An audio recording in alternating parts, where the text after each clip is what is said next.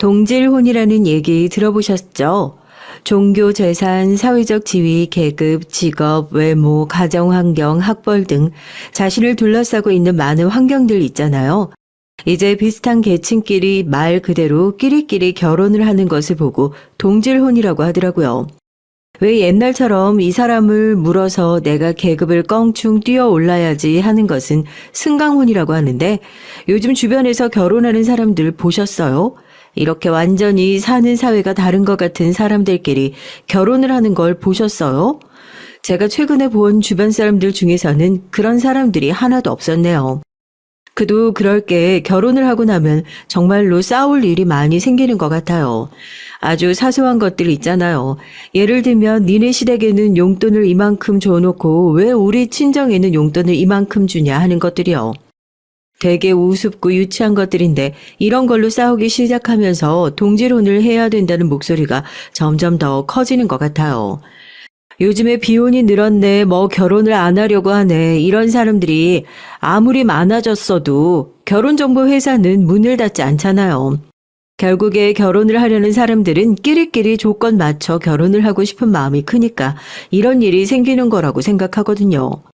옛날에야 신데렐라, 바보 운달 같은 결혼이 가능했지. 안 그래도 싸울 일 많은 결혼 생활에서 굳이 서로가 처한 환경이 달라서 오는 위험 부담까지 안고 싶지 않은 게 요즘 사람들의 마음인 것 같아요.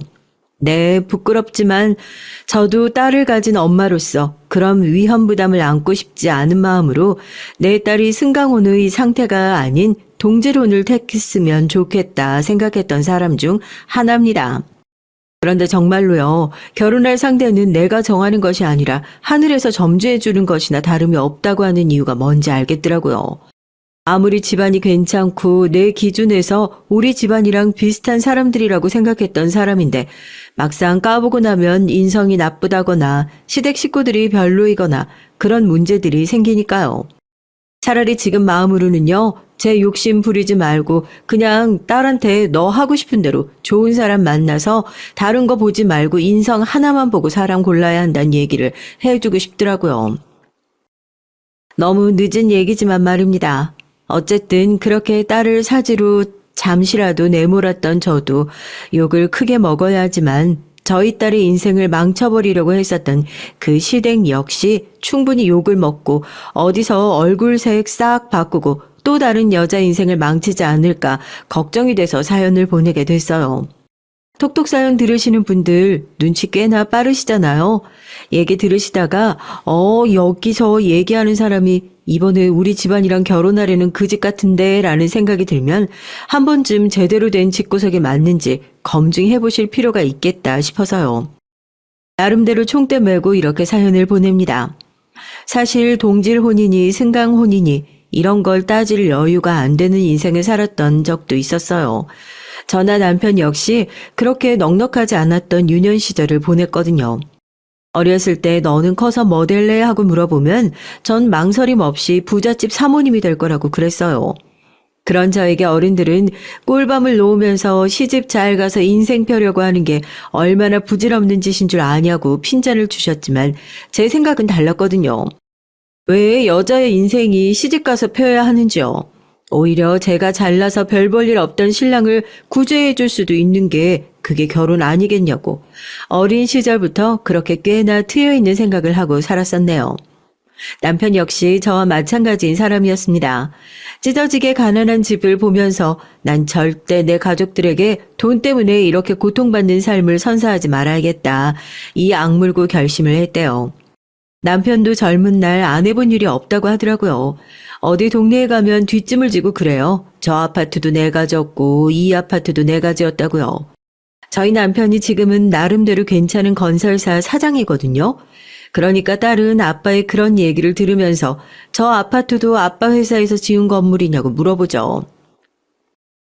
아빠 회사에서 지은 건물은 무슨 예전에 너희 아빠가 어렵게 살던 시절에 노가다에서 지었던 건물이라고 지금 자랑하는 거야.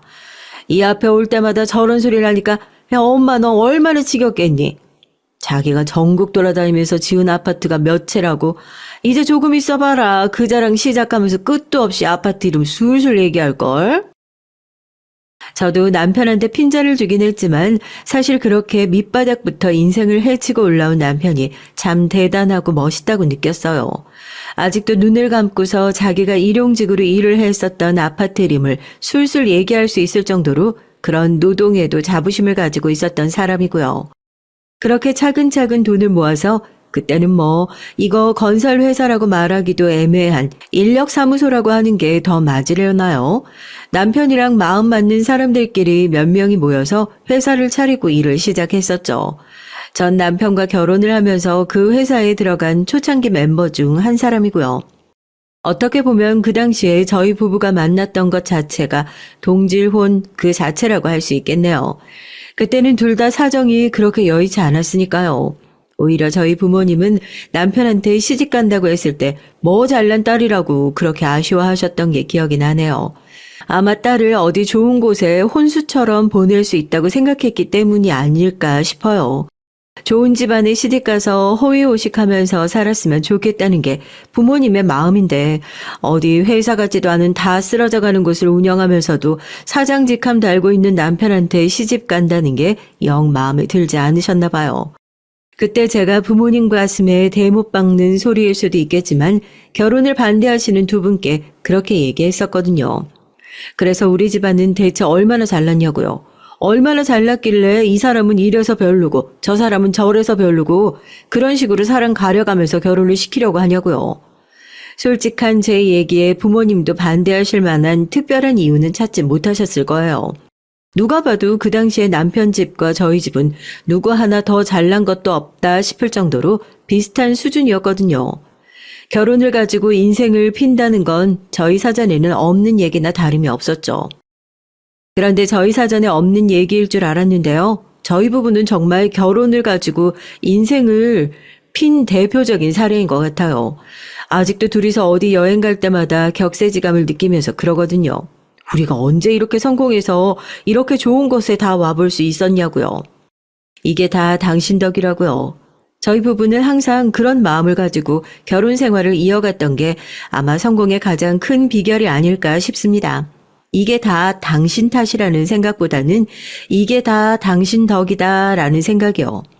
잘 되는 일이 있을 때마다 서로에게 공을 돌리고 당신만한 사람 없다. 당신은 정말로 언젠가 성공할 사람이다. 힘든 순간에도 그렇게 서로에게 암시를 걸어줬어요. IMF 당시 그런 조그만 회사까지 죄다 문을 닫고 휘청거리는 그런 상황에서도 남아있는 직원들에게 회사가 다시 일어설 수 있도록 힘을 좀 보태준다면 어떻게든지 이 은혜 절대 잊지 않고 우리가 갚아나가겠다고 직원들 다 모아놓고 그런 얘기를 했거든요. 그렇게 회사를 지켜준 직원들이 있었던 덕에 남들은 위기라고 힘들다고 했었던 IMF도 무사히 이겨냈습니다. 그 당시에는 정말 그 남아있는 직원들 월급 줄 돈도 없었던 때였거든요. 회사에서 그런데 다들 남편처럼 바닥부터 시작해서 힘겹게 일어나고 나중에는 다 같이 한번 잘 살아보자는 마음가짐을 가지고 있었던 좋은 사람들이라서 그런지 월급도 다 반납하고 회사 잘 될 때까지는 그냥 식구들 밥 굶지 않을 정도로만 챙겨주면 된다고 그렇게 얘기하시던 분들이에요. 식비가 많이 들어가니까 제가 고마운 마음에 매일같이 장을 봐서 회계일을 보면서 밥도 하고 그랬거든요. 회사에서 거기 다니고 있으신 직원분들 뿐만 아니라 그 자식들, 마누라, 가족들이 오면 언제든지 싫은 내색 한번 하지 않고 밥을 차려드리기도 했고요. 그렇게 다 같이 으쌰으쌰 했던 덕분에 그 심각한 경제 위기가 서서히 나아지는 상황에서 저희도 드디어 날개를 펴고 날아갈 수 있는 기회가 생겼고요. 그렇게 직원들이랑 다 같이 힘을 보탤 수 있는 회사의 진가를 알아봐 주신 다른 건설사 덕분에 굉장히 큰 계약을 수주해서 그때 처음으로 우리가 바닥을 한번 찍고 인생의 반등기를 맞았구나 느꼈던 것 같아요. 정말로 거짓말처럼 그때 그 계약을 시작으로 남편과 제 인생이 조금씩 달라지기 시작했거든요. 일단 큰 곳의 일을 한번 받기 시작하니까 다른 곳에서도 물밀듯이 계약이 들어오기 시작하더라고요. 그때 제가 경영지원팀 쪽 일을 맡아서 진행했는데 말이 맡아서 진행한 거지 작은 규모의 회사에서 거의 저 혼자 다 한 거나 다름없지만 아침에 출근했는데 계약 문의를 위해서 미팅을 하자는 회사들이 전화가 밀려 들어오길래 저희 부부는 처음에 이게 무슨 일인가 장난 전화인가 했었잖아요. 괜찮았던 다른 회사들이 줄줄이 도산을 하고 그때 한동안 바짝 일은 많은데 할 회사가 없어서 반대로 힘들었던 시기가 있었는데 저희 부부도 그 시기를 잘 타게 된 것 같습니다. 회사가 어려우나 잘 되나 자기들 꿈과 희망을 하나 가지고 열심히 일했던 사람들이 모여있던 곳이었으니 시류를 제대로 타고 나서는 얼마나 더 잘 됐겠어요. 그때 월급까지 반납하면서 열심히 일하셨던 분들, 지금 퇴직한 분들 제외하고는 다 회사 이사 자리에 앉아 계세요. 그렇게 서로의 공을 잘 치하해 줄 줄 아는 사람들이 모여 있었으니까 회사가 여기까지 굴러온 게 아닌가 싶더라고요. 여튼 그 계약을 시작으로 지금은 상근하는 직원 수가 200명 가까이 되는 큰 회사가 됐습니다. 저희 부부는 너무 어렵게 살던 어린 시절 그리고 IMF 시기를 기억해서인지 회사를 운영하면서 단 한 번도 직원들에게 피해가 될 수 있거나 무리하게 회사를 늘리려는 시도를 한 번도 하지 않았어요. 그게 나중에 얼마나 큰 독이 될 수 있는지 옆에서 문을 닫는 회사들을 보면서 너무 잘 느끼기도 했었고요. 딱 우리 그릇에 맞는 일만 하자고 남편하고도 그렇게 약속하고 결심을 했었습니다. 회사가 잘 되어가고 저희 부부에게 가장 큰 달라진 점이 뭐가 있을까 한번 생각을 해봤던 적이 있어요. 누구는 돈을 많이 벌면 가격표를 안 보고 음식을 주문할 수 있고 원하는 때에 아무 때나 여행을 갈 수 있고 그런 것들이 참 좋다고 하던데요. 그런 거 보면 아직도 저희는 돈을 제대로 번 게 아닌가 싶기도 하다니까요. 아직도 저희 부부는 배달 음식 시켜 먹으면서 배달료 3,000원 내는 게 아까워서 정말 급할 때가 아니면 배달을 시켜본 적도 없어요. 그냥 직접 가서 포장을 해오고 말죠. 여행이요? 일이 바빠서 꿈도 꿔본 적이 없네요. 대신에 남편이랑 나중에 애 낳고 애 시집 장가 보내고 그 다음에 우리도 이제 할 일 다 끝났다 생각이 들면 그때 은퇴하고 세계 일주 가자고 그거 하나는 약속을 했었네요. 남편은 아직도 오래된 중고차를 끌고 다니고 전 부잣집 사모님들이라면 명품백 들고 오전부터 백화점에 가서 쓸데없이 쇼핑이나 하면서 남편이 번 돈을 펑펑 쓸 줄 알았는데 명품백은 아주 예전에 남편과의 결혼기념일에 선물로 받은 200만 원짜리 백 하나가 전부고요. 백화점이요? 전 백화점 가서 뭘 사질 못하겠더라고요. 자리세가 얼마나 비싼지 거기서 물건 사려고 하면 손이 떨려서요. 누구는 그런 저희 부부를 보고 아직도 가난했던 어린 시절에서 벗어나지 못한 궁상맞은 사람들이라고 할 수도 있겠지만요. 사람 인생이 또 언제 어떻게 고꾸라질 수 있을지 모르는 일이잖아요. 그래서 그런지 힘들게 벌었던 돈을 그렇게 함부로 쓰고 싶지 않더라고요. 이게 얼마나 귀한 기회인 줄 잘 아니까 돈이란 건 우리한테 잠시 주어진 운과도 같은 거니까 그런 운을 함부로 써버리지 말자고요. 대신 앞뒤 가리지 않고 절대 돈을 아끼지 않는 부분도 있네요. 저희도 별 수 없는 고슴도치 부모거든요. 일을 하느라 바빴을 때는 애를 낳기를 여유조차 생각하지 못했었는데 회사가 어느 정도 잘 되고 나서는 저희도 저희를 꼭 닮은 애를 낳아야겠다 생각이 들어가지고요. 그렇게 계획하고 노력해서 낳은 저희 딸이에요. 남편이 운동을 좋아해서 자기는 딸보다 아들이 좋다고 아들 낳으면 맨날 같이 운동도 다니고 등산도 다닐 거라고 그렇게 노래를 불렀었는데 딸이라서 실망을 하지 않을까도 했었거든요. 웬걸요. 아들 갖고 싶다고 노래를 불렀던 사람이 맞나 싶을 정도로 자기 딸이면 아주 물고 빨고 난리도 아니었어요. 등산이요? 그 어린애가 산이 좋은 걸 뭘 알겠어요. 주말에 거의 잠들다시피 한 딸을 등에 업고 산 정상까지 몇 번을 오르락 내리락 했는지 모르겠어요. 나름대로 합리적이고 이성적인 사람이라고 생각했던 저희 둘이었는데 왜 그렇게 딸 문제라고 하면 앞뒤 안 가리고 물불 가리지 않고 뛰어들게 됐는지 모르겠더라고요. 이게 다 부모가 되어가는 과정인가 봐요. 또 하나 저희 부부가 아끼지 않는 일이 바로 기부였습니다. 뭐 사업하면서 기부 많이 한다고 하면 절세 위에서 돈 딱 맞춰서 하는 거 아니냐 그런 의심도 많이 받곤 하는데요. 저희는 저희 부부가 아주 어려웠던 그 시절부터 주기적으로 보육원과 노인복지시설을 직접 찾아가서 봉사활동도 하고 연말 연초 어려운 시기에 잘 지낼 수 있도록 돈과 필요한 물건들을 꾸준히 기부하며 지내왔어요. 괜히 땡땡 기업에서 기부하는 거라고 이름 달기 시작하는 순간 이 사람들과 다 같이 행복하게 살았으면 좋겠다는 저희의 선한 마음이 변질될 것 같다는 걱정도 들어서 오히려 기부를 하면서 언론에 나가지 않도록 기업 이름은 빼고 딸이 세상에 나온 이후로부터는 딸한테 저희가 쌓은 좋은 공덕이 조금이라도 영향력을 주었으면 하는 마음에서 저희 딸 이름으로 그렇게 꾸준히 기부를 하게 됐죠. 다른 건 몰라도 그런 좋은 일에 큰돈 쓰는 건 이상하게 백화점에서 물건을 사는 것과 다르게 아깝지가 않다고 해야 하나요? 뭐 남들 돈 가져다가 장사하는 주제에 괜히 착한 척을 한다고 손가락질을 하셔도 좋지만 저희는 참 그렇게 남을 돕는 거 좋아하는 마음으로 살아온 선한 사람들이라는 것만 알아주세요. 왜 이런 얘기를 뜬금없이 꺼내냐면요.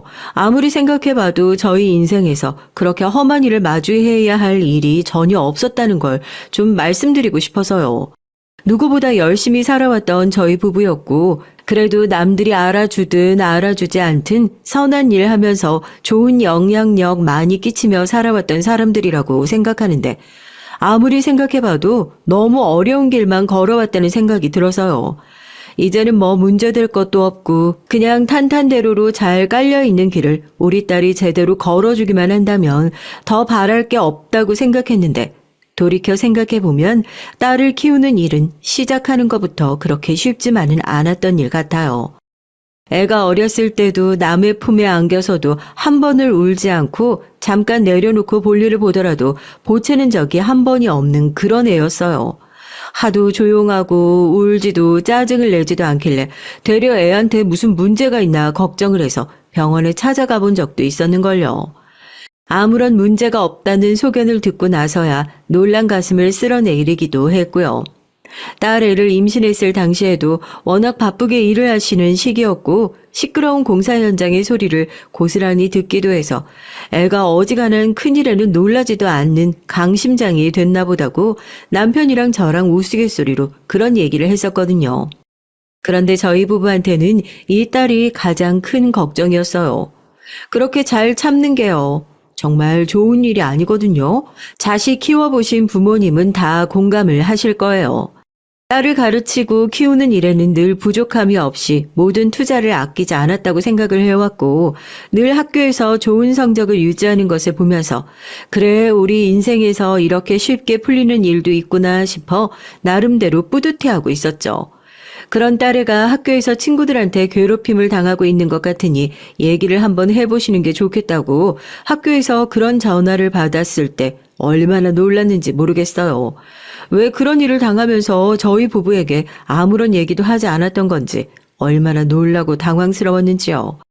학교에서는 선생님에게 얘기를 들어보니 공부도 잘하고 반장까지 하고 있던 애였는데 이번에 회장 선거를 나가면서 원래 잘 지내던 친구들이랑 좀 틀어졌던 모양이더라고요. 사립학교라서 내로라 하는 잘 나가는 집안 자식들이 다 같은 학교를 다니고 있었는데 그래서 이런 회장이나 부회장 자리에 욕심이 많은 애들이 은근히 있었어요. 아무래도 내신이나 학생부를 가지고 학교를 들어가야 하는 입장에서는 이렇게 학교에서 선출직을 한번 맡아본 것 자체가 그만큼 리더십이 있고 친구들 사이에서 신임이 있다는 것을 알려주는 좋은 증거니까 무슨 학교 회장 선거하는데 어지간한 정치인들 선거하는 것처럼 부모님까지 나서서 하는 것을 보고 저희 부부가 학을 뗐었거든요. 저희 애는 그런 거에 관심이 전혀 없을 줄 알았는데 집에 와서 한 번도 얘기를 하지 않았기도 했고요. 갑자기 회장 선거에 나가게 됐다고 했을 때 그래서 저희도 깜짝 놀랐어요. 얘기를 들어보니까 본인이 나가고 싶은 것보다는 반 친구들이 회장 선거에 꼭 나갔으면 좋겠다고 미뤄져서 아마 착한 저희 딸이 싫은 내색도 하지 못하고 애들 하자는 대로 끌려간 모양이더라고요. 그래도 나름대로 준비하면서 책임감이라는 게 생겼는지 열심히 하고 싶다고 해서 저희도 해줄 수 있는 지원은 몽땅 해줬는데요. 그렇게 회장 선거에서 별로 의식하고 있지도 않았던 저희 딸이 압승을 해버리자 원래 이 자리를 누리고 있었던 애들 사이에서 얘기가 돌기 시작했나 봐요. 얌전한 척하면서 자기 하고 싶은 건 다 해야 직성이 풀리는 애라고요. 저희 애한테 정말 안 어울리는 수식어긴 하죠. 집에 와서 너 친구들한테 그렇게 따돌림 받은 일이 있냐고 물어보니까 그제서야 눈물을 뚝뚝 흘리면서 털어놓더라고요. 사실 자기는 그게 친구들이 자기를 괴롭히는 거라고 생각하지 못했는데 어느 순간부터 학교에서 밥을 혼자 먹고 있다고요. 그래도 부회장 자리에 있는 남자애가 하나 있는데 그 애가 옆에서 도움을 많이 줘서 학교 생활이 조금씩 나아지고 있으니까 걱정하지 말라고 그러더군요. 그 부회장이라는 얘네 집은 저희 집이랑 잘 아는 사이였는데요. 저희 쪽에 들어오는 건축자재 등을 공급하는 회사였거든요. 처음에는 아무래도 집안과 집안의 관계가 있으니 부모님 쪽에서 얘기를 잘 해주신 모양이구나 하고 생각을 했었는데 인사 한번 제대로 한 적 없는데 애들끼리 그새 친해진 모양이더라고요. 뭐 학교에서 누구랑 어쨌네 저쨌네 시시콜콜 얘기하는 성격이 아닌 딸도 그 부회장이라는 친구의 얘기는 종종 하고 시험 공부를 한답시고 집에 데리고 온 적도 있었고요. 다른 걸 다 떠나서 저는 부모된 입장이잖아요. 딸이 학교 생활에서 힘든 일이 있다고 해서 걱정을 했는데 좋은 친구를 둬서 그것도 잘 극복해 나가고 있다고 하니까 얼마나 고맙겠어요. 집에 올 때마다 딸은 부끄러워하면서 엄마까지 안 그래도 된다고 얘기를 하는데 괜히 선물도 더 챙겨주고 그 집안이랑 거래를 하는 데 있어서도 사적인 감정이 자꾸 들어가게 되더라고요. 더 챙겨주고 싶고 고맙기도 하고요. 어쨌든 두 사람은 그렇게 나름대로 자기들에게 찾아온 위기 상황을 잘 모면했던 모양입니다.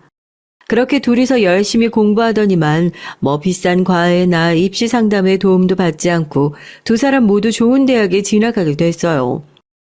딸은 오래전부터 저희 부부가 하는 일에 관심을 많이 가지고 있었고 언젠가 아버지가 은퇴하고 회사를 물려주게 된다면 전문 경영인이 아니라 자기가 물려받게 되더라도 다른 사람들이 모두 인정하는 그런 사람이 되고 싶다고 평소에는 소심한 것 같으면서도 이상한데 깡이 있다니까요. 그렇게. 여튼 그런 목표를 가지고 열심히 공부를 했고 박사 학위를 준비하면서부터는 회사에 본격적으로 나와 일을 하기 시작했어요. 뭐 한창 연애도 하고 본인 인생 즐겨야 하는 나이에 회사 생각 때문에 여기에 너무 묶여있는 거 아닌가 걱정스럽기도 했지만 왜 그때 고등학교 때 같이 회장 부회장 나란히 하던 그 친구랑 좋은 감정을 가지고 잘 만나고 있다는 얘기를 하길래 솔직히 한시름 덜기도 했었죠. 제가 그만큼 오랫동안 봐왔던 사람도 없었고 저도 사실은 사연을 쓰면서 처음 하는 부끄러운 얘기지만 이 동질혼이라는 개념에 은근슬쩍 찬성하고 있었던 것 같아요.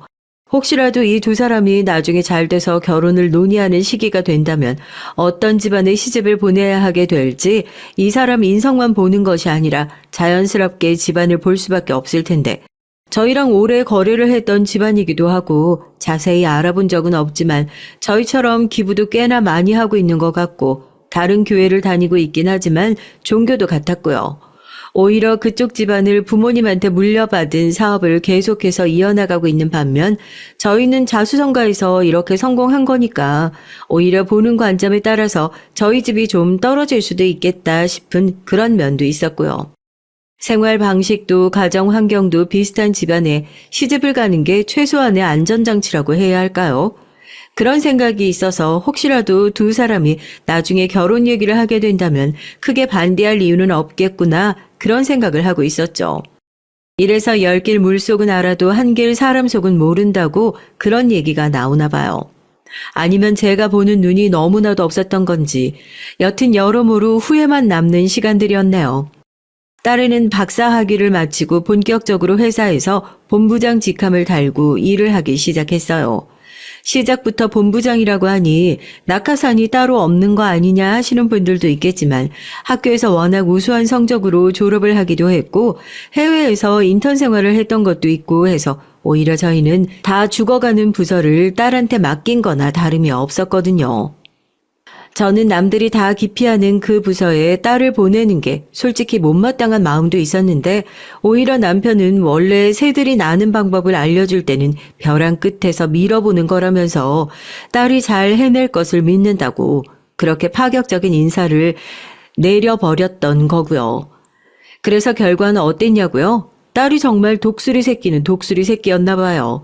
아주 멋지게 날개를 펼치고 나는 모습을 보여줬거든요.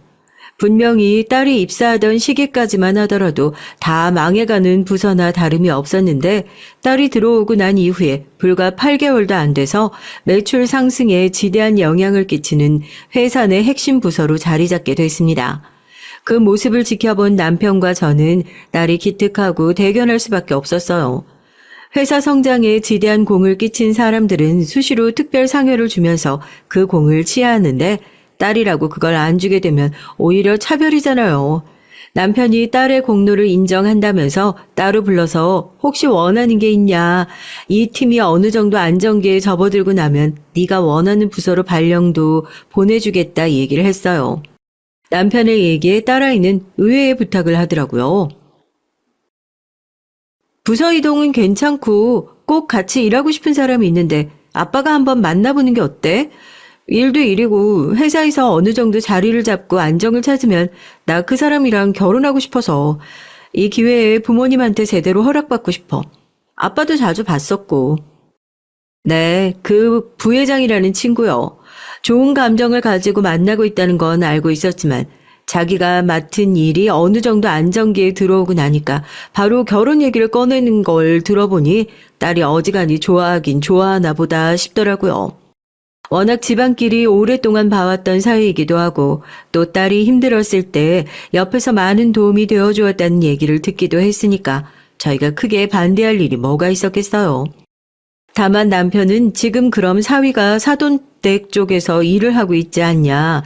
아무리 두 사람이 같이 일을 하고 싶다고 하더라도 그렇게 고급 인력을 무작정 빼오는 것은 우리 쪽에서도 도리가 아닌 것 같으니까 그 부분만 좀 더 생각을 해보고 신중하게 결정을 하자고 하더라고요. 저희 회사로 옮기고 싶다는 얘긴 아마 사위가 먼저 꺼냈던 것 같은데 저희가 아무리 가족을 소중하게 생각한다고 하더라도 공은 공이고 사는 사니까요. 그렇게 사람 괜찮다고 덜컥 뽑아놓고 일을 시킬 정도로 주먹국으로 굴러가는 회사는 아니니 이 부분에 대해서는 딸한테도 잘 얘기를 하니까 얼추 이해를 하는 눈치였습니다. 자식을 결혼시키는 일이 그렇게 쉽지만은 않을 거라 생각했었는데 시작부터 난관에 부딪히게 될 줄 몰랐어요. 당연히 저희 집도 그쪽 집안과 비교했을 때 모자람이 없는 집안이고 이 정도면 동질혼이라는 말을 갖다 붙여도 전혀 손색이 없을 정도로 괜찮은 집이라고 생각했었거든요. 아무래도 사돈의 눈에는 그게 아니었나 보죠. 아니면 애초에 저희 집으로 장가를 들겠다는 생각을 했을 때부터 또 다른 꿍꿍이가 있었을지도 모르고요. 양가 어른들이랑 처음 뵙고 인사를 하는 자리에서 전 딸아이의 결혼에 사돈댁에서 저희가 모르는 또 다른 바라는 구석이 있는지 솔직히 그 의도를 처음 의심하게 됐습니다. 당연히 두 사람이 예쁘게 잘 만나오고 있고 그러니 자연스럽게 결혼을 허락하는 거라 생각했는데 그건 저희 쪽 입장이었나 봐요. 원래 집안끼리 만난다는 게 이런 의미인가 싶을 정도로 사돈댁에서는 두 사람의 결혼보다는 두 사람의 결혼으로 우리 집안에서 얻을 수 있는 것들이 무엇인지 그걸 더 중하게 생각하는 것 같았어요. 두 사람이 학교 다닐 때부터 가까운 사이라는 건 알고 있었지만 이렇게 결국 잘 만나다가 결혼까지 하게 되니까 얼마나 좋아요.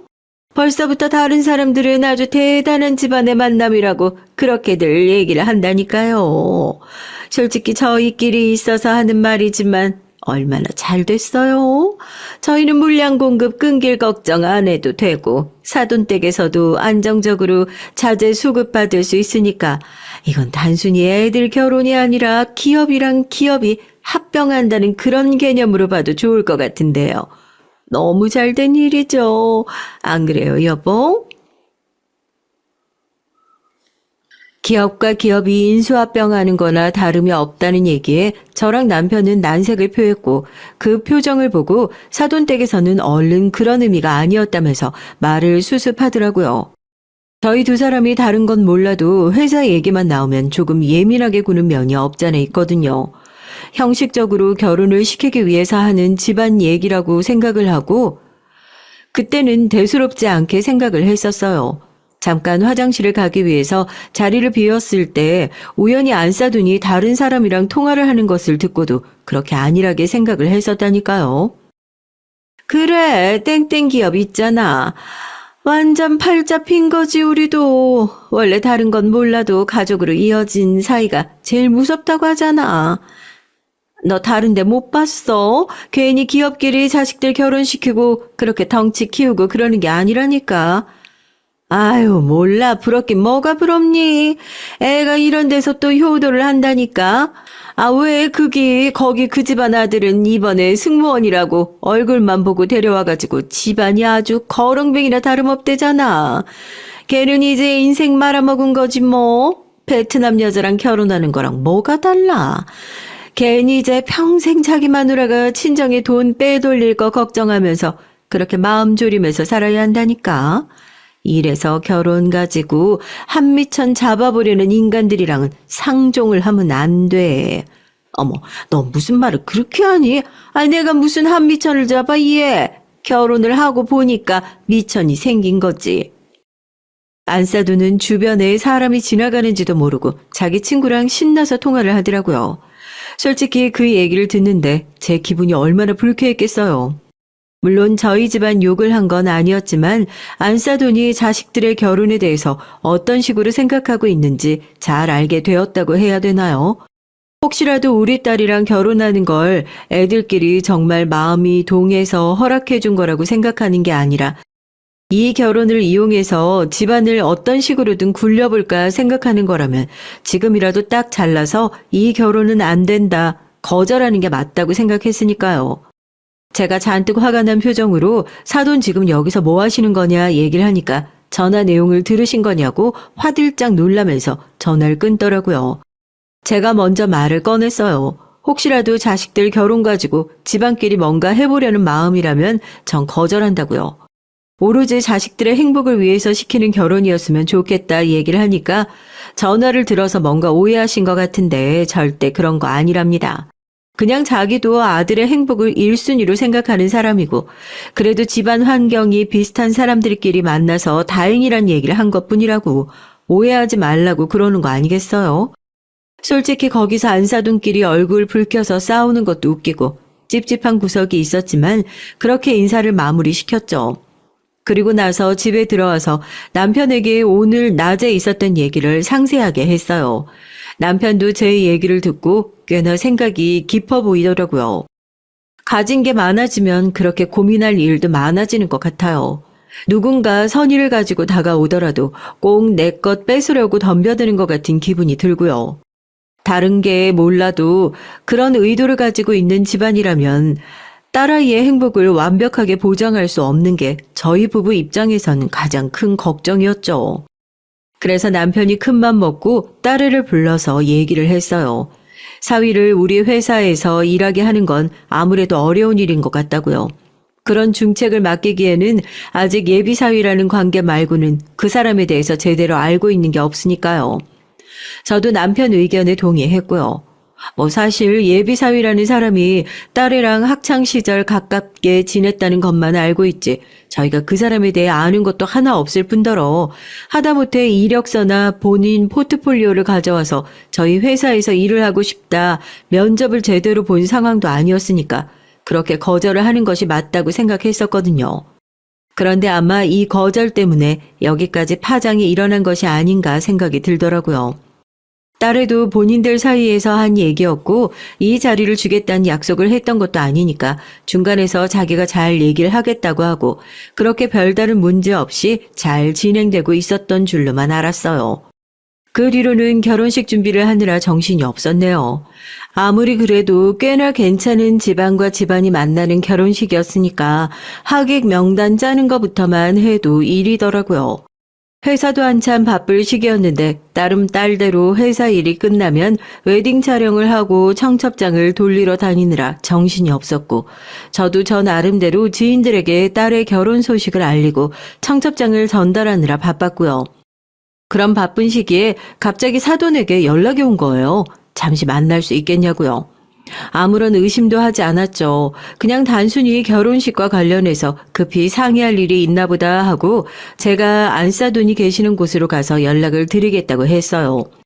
뭔가 마음에 안 드는 구석이 있어 보이는 불편한 눈치이긴 했지만 당연히 딸의 결혼식과 관련된 얘기일 거라고 생각했는데 제 예상은 보기 좋게 빗나가고 말았습니다. 저희 아들 얘기 들었어요. 사돈, 제가 이런 말씀까지는 안 드리려고 했었는데 저희 애한테 뭐 부족함이라도 있습니까? 솔직히 톡 까놓고 얘기해서 이제 결혼을 하고 나면 회사 물려주실 생각 아니었어요? 두 사람이 다른 회사에서 일을 하는 것보다 같은 회사에서 지내는 게 나중에 회사 물려받을 때도 충분히 안정적일 것 같은데 왜 갑자기 회사를 옮기는 건 속단이다. 애가 와서 이런 소리를 하는지 전 이해가 안 돼서요. 혹시 사돈이 중간에서 반대라도 하셨나 싶어서 이렇게 신뢰를 무릅쓰고 찾아오게 됐습니다. 톡 까놓고 얘기를 하자고 하시니까 저도 편하게 말씀드리는데 솔직히 이런 식으로 급작스럽게 연락이 와서 결혼 얘기도 아니고 회사 얘기를 하자고 하시니까 황당하네요. 저희 회사를 어떻게 보셨는지 모르겠지만 저희 절대 사람 그런 식으로 뽑지 않습니다. 아무리 예비 사위라고 하더라도 이런 식으로 갑자기 회사 중책을 맡기게 되면 저희 회사 사람들은 내가 대체 어떤 회사에 다니고 있는 건지 황당할 것 같은데요. 공은 공이고 사는 사죠. 대체 저희를 어떤 식으로 생각하셨는지 모르겠지만 저희 바깥 양반도 아직까지 애한테 회사 물려주겠다는 얘기를 공식적으로 한 적이 단 한 번도 없고 저도 그런 식으로 딸애한테 회사 물려줄 거란 생각 해본 적이 없어요. 먼저 속단해서 판단하고 생각하신 건 사돈이신 것 같은데 솔직히 결혼 앞두고 마주 앉아서 이런 얘기하고 있는 게 제 입장에선 좀 불편하네요. 제가 뭐 틀린 얘기를 했나요? 떡 줄 사람은 생각도 안 하는데 김칫국부터 마신다고 딱 그런 느낌이더라고요. 저희가 딸한테 회사를 물려주겠다는 말을 공식적으로 발표한 적도 단 한 번도 없었는데 당연히 딸이 회사를 물려받을 것을 전제하고 구워 삼겠다는 얘기로밖에 들리지 않더라고요. 거기다가 설령 딸이 회사를 물려받는다고 하더라도 그건 딸이 물려받을 문제인데 갑자기 사위가 같은 회사에서 일을 하는 게 나중 일을 생각해서라도 더 좋은 결정이 아니냐고 얘기하는데 그 얘기를 듣고 제가 어떤 생각을 했겠어요. 혹시라도 이 결혼에서 뭔가 얻는 게 있을 거라 생각하고 덤벼드는 걸로밖에 보이지 않는 겁니다. 솔직히 그때 당시라도 결혼을 엎어버리고 싶은 마음이 굴뚝 같았지만 이미 웨딩 촬영도 다 마치고 청첩장도 다 찍어내서 주변 사람들은 딸의 결혼 소식에 대해 다 알고 있는 마당에 제가 나서서 결혼을 엎게 돼버리면 이게 무슨 망신이고 저희 집안 체면은요. 그런 상황에서 체면 차릴 생각은 했다는 게 지금 생각해도 너무 창피하고 짧은 생각이었죠. 저도 잘 알고 있어요. 제가 날선 반응을 보이니까 혹시라도 결혼이 엎어지자는 얘기가 나올까봐 조마조마했던 모양이에요. 사돈이 금세 또 반응을 바꿔서는 오해하시는 것 같은데 그런 건 아니라고. 저희 딸의 회사로 넘어갈 거라고 잘 얘기가 되고 있는 줄 알았는데 갑자기 저희 딸이 찾아와서는 회사 일은 본인이 결정하는 게 아니고 부모님이 이사진 분들이랑 같이 결정할 문제다. 딱 그렇게 선을 그어서 얘기를 하니까 혹시라도 집안에서 뭐 안 좋은 얘기라도 돌았을까 봐 걱정돼서 그랬답니다. 그런 건 아니다. 회사 일은 회사 일이고 집안 일은 집안 일이다. 서로의 영역을 침범하는 일은 없었으면 좋겠다. 딱 잘라서 얘기를 하니까 바로 꼬리를 내리더라고요. 그렇게 결혼 전까지 계속 찝찝한 마음이 가득했지만 그 당시 저에게는 차마 다 차려놓은 밥상, 다 준비되어 있는 딸의 결혼식을 엎어버릴 정도의 용기는 없었던 것 같습니다. 어차피 맞을 매라면 일찌감치 맞는 게 차라리 나을 수도 있었는데 일이 이 지경까지 왔던 것엔 분명 제 잘못도 있었다고. 예, 그건 어느 정도 충분히 인정하고 아직까지 반성하고 있는 부분입니다. 그렇게 찝찝한 마음을 안고 결혼식 당일이 찾아왔어요. 결혼식이 진행되기 전까지 딸애를 붙잡고 너 혹시 시댁에서 들은 얘기 없냐? 네가 싫다고 얘기하면 이 결혼 언제든지 엄마가 엎을 수 있는 일이다 하고 몇 번을 얘기했는지 몰라요. 결혼 앞둔 신부한테 할 얘기가 아니라는 것도 알지만 엄마의 촉이라는 게 있잖아요. 계속 불안하다고 느끼고 있었나 봐요.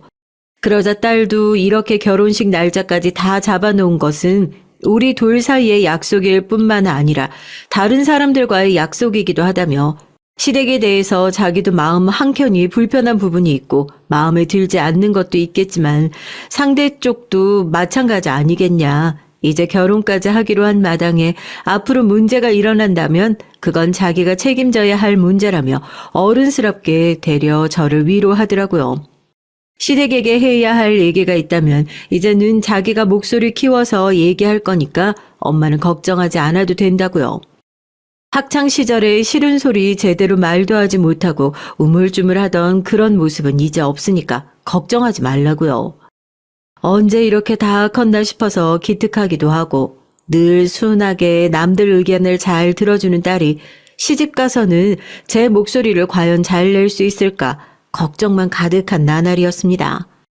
그리고 걱정을 한다고 해서 벌어질 일이 벌어지지 않는 건 아니더라고요. 결국 결혼식 당일이 찾아오게 됐습니다. 새벽같이 일어나서 혼주 메이크업 받기 위해서 샵으로 갔는데 사돈이 미리 와서 화장을 받고 있더라고요. 결혼식 당일까지 어떻게 주변 사람들을 괴롭히는지 솔직히 그때도 저런 집안과 결혼으로 이어진다는 것이 내심 불편하고 찝찝한 마음이 있었어요. 혼주 메이크업이 왜 이렇게 수수하냐, 본인은 화려한 게 좋다, 화장을 해주는 사람들이 결혼식의 주인공은 아무래도 신부니까 혼주님들의 메이크업은 수수하게 하고 있다는 얘기를 하는데도 불쾌한 티를 팍팍 내고 있는 게 뭔가 흠집을 잡고 싶어서 안달이 난 사람처럼 보이더라고요. 제가 헛기침을 하면서 사돈을 붙잡고 한 소리를 하려고 했는데 딸이 얼른 제 앞을 막아섰습니다. 어머님 들으셨잖아요. 아무래도 결혼식이다 보니까 혼주들 메이크업은 수수하게 진행하는 것 같은데 괜히 좋은 날 이런 일로 문제 삼지 않아 주셨으면 좋겠어요. 저희 어머님도 이제 막 도착하셨고 메이크업 받고 사진 찍고 싶으신 거면 결혼식 끝나고 제가 따로 그렇게 할 수 있도록 자리 한번 마련할게요. 이제 시작하니까 시간도 얼마 안 남았으니까 오늘은 이쯤 하시는 게 어떨까요? 딸이 똑부러지게 얘기를 하니까 사돈이 거기다 대고 뭐라고 한 소리를 하려다가 제 얼굴을 힐끗 보고는 꽁한 얼굴로 알겠다고 자리를 뜨더라고요. 딸애가 한숨을 쉬면서 자리에 앉았고 저도 옆에 앉아서 딸의 손을 붙잡고 잘했다고 아무래도 중한 날이니까 다들 예민해져 있는 모양이라고 그렇게 달랬어요. 딸애가 먼저 메이크업이 끝났고 저는 머리를 수정해야 한다고 해서 다시 자리에 앉았거든요. 아무래도 시간이 좀 더 걸리겠다 싶어서 화장실을 좀 다녀오려고 가운을 입은 채로 자리에서 일어났는데 복도에서 큰 소리가 나는 겁니다. 넌 그렇게 사돈들 다 있는 자리에서 꼭 내 망신을 줘야 속이 시원하겠니? 어떻게 된 게 제대로 얘기 한마디를 못해서 남편 자리 하나 못 내주고 결혼식 날까지 이렇게 지 시어머니를 무시하는데 결혼해서는 얼마나 또 눈치를 주려고 그러는지. 너 두고 봐. 결혼식 끝나고 내가 어른 대할 땐 어떻게 해야 되는지 아주 하나하나 알려줄 테니까. 그래가지고 니네 친정에서 계약은 제대로 따가지고 올 수 있겠어? 넌 이제 결혼하고 나면 니네 집 식구 아니야. 우리 집 식구지. 벌써부터 그렇게 친정한테 팔 안으로 굽는 모습 보여주면 세상에 어떤 시어머니가 옳다구나 하겠어? 하여튼 부모한테 뭘 배워먹었는지 버르장머리가. 어머님 여기서 왜 저희 부모님 얘기를 들먹거리시는 거예요? 그리고 말씀드렸잖아요. 제 회사가 아니고 저희 부모님 회사예요. 그걸 어떻게 제 마음대로 결정할 수 있는 일이 아니라고요. 공은 공이고 사는 사죠. 왜 자꾸 저한테 무리한 부탁을 하시는지 저 정말 이해가 안 돼요. 이러려고 결혼 허락해 주신 거예요? 예, 그러면 이렇게 목석 같은 애랑 내가 왜 우리 아들 결혼을 시키겠니? 그렇게 시댁에 도움도 안 될 것 같다. 벌써부터 두 손 두 발 다 될 거면 차라리 이 결혼 엎어! 딸의 팔목을 붙잡고 비상계단 쪽으로 질질 끌고 간 사돈은 제가 듣고 있는 줄도 모르고 결국 하지 말아야 할 소리까지 하고 말더군요. 사돈한테 얼마나 붙들려 있었는지 빨갛게 부어오른 딸의 손목을 보고 저도 결국 머리 꼭대기까지 화가 치밀어 오르고 말았습니다. 머리에 박혀있던 머리핀들 다 잡아 뜯어버리고 비상계단으로 가서 딸의 손목을 확 낚아챘어요. 두 사람 다 제가 올 줄은 몰랐다는 듯이 깜짝 놀라서 저를 쳐다봤죠. 사돈은 어디서부터 듣고 있었냐며 벌벌 떨고 있었고요. 말씀 잘하셨네요. 방금 제가 이 결혼 엎어버려야겠다 생각을 했거든요. 너 바보니? 왜 우리 집에서 이따위로밖에 말 못하는 인간만도 못한 사람 말을 계속 들어주고 있는 거야? 엄마 너 절대 그렇게 안 키웠다. 사돈, 아니 사돈도 아니죠.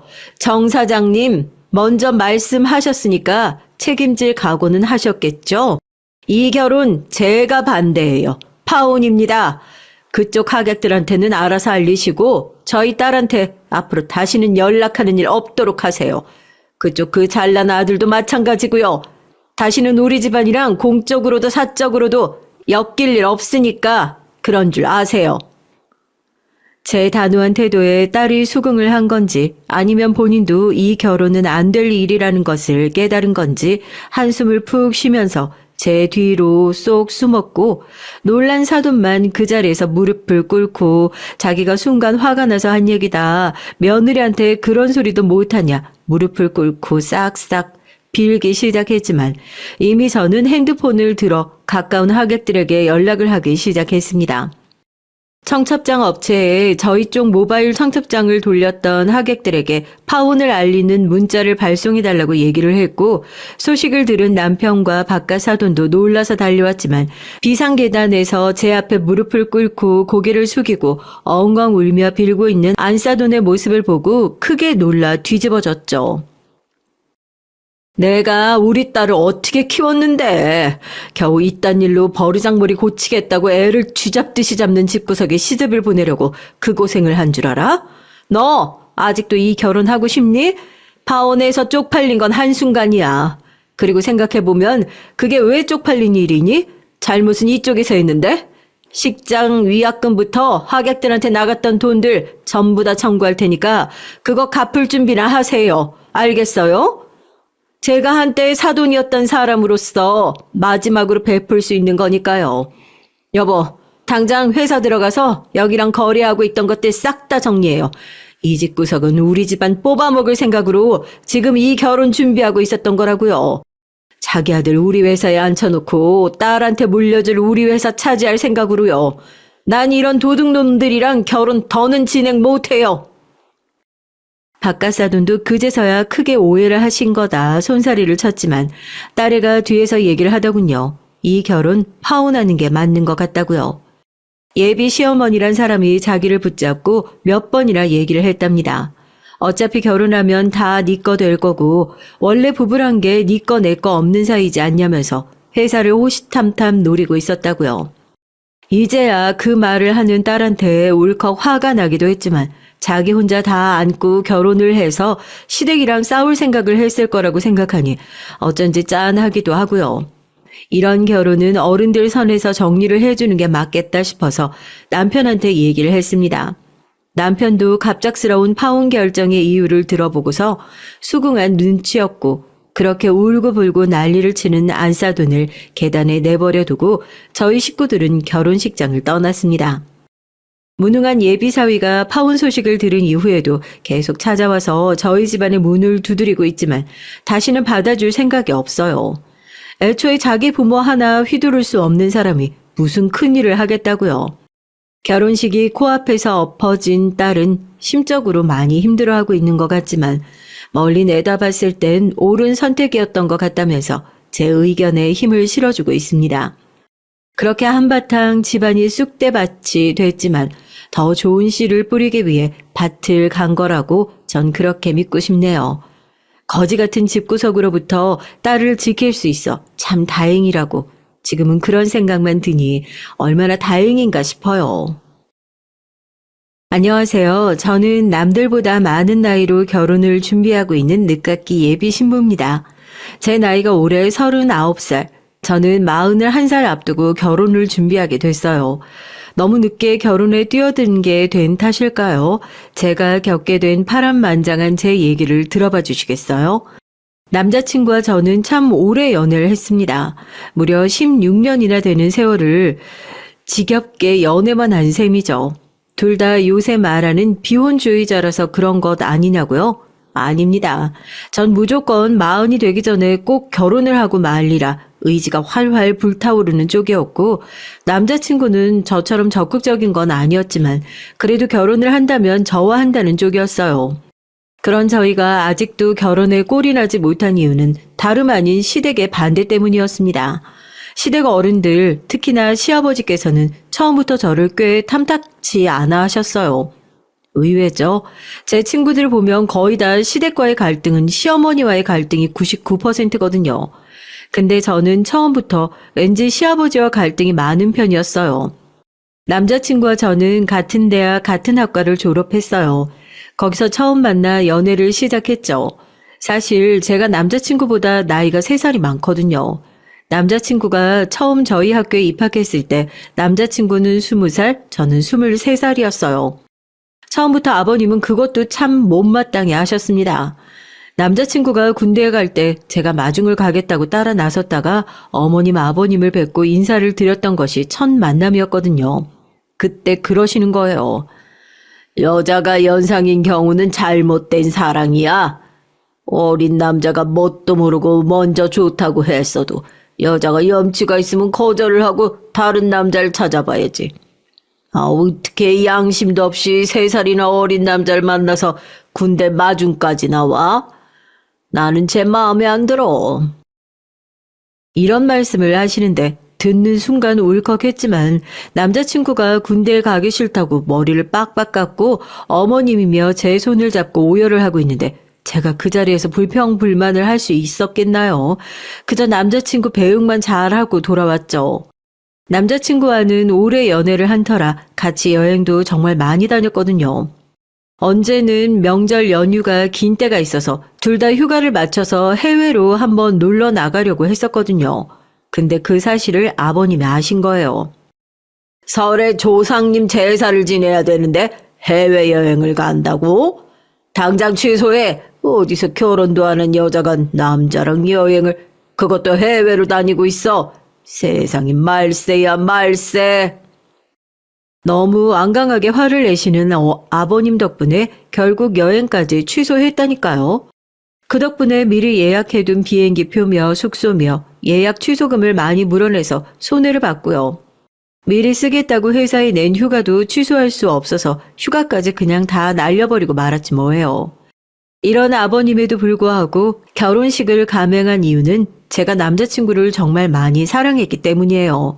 남자친구가 군대에 갔을 때 한 번 심하게 다투고 헤어지자는 얘기까지 나오고 서로 만나지 않았던 기간 동안에 2번, 남자친구와 장기간 떨어져 있을 때 그때 딱 2번이었는데 어찌나 남자친구가 보고 싶고 생각나던지 매일 밤 울면서 잠이 들었다니까요.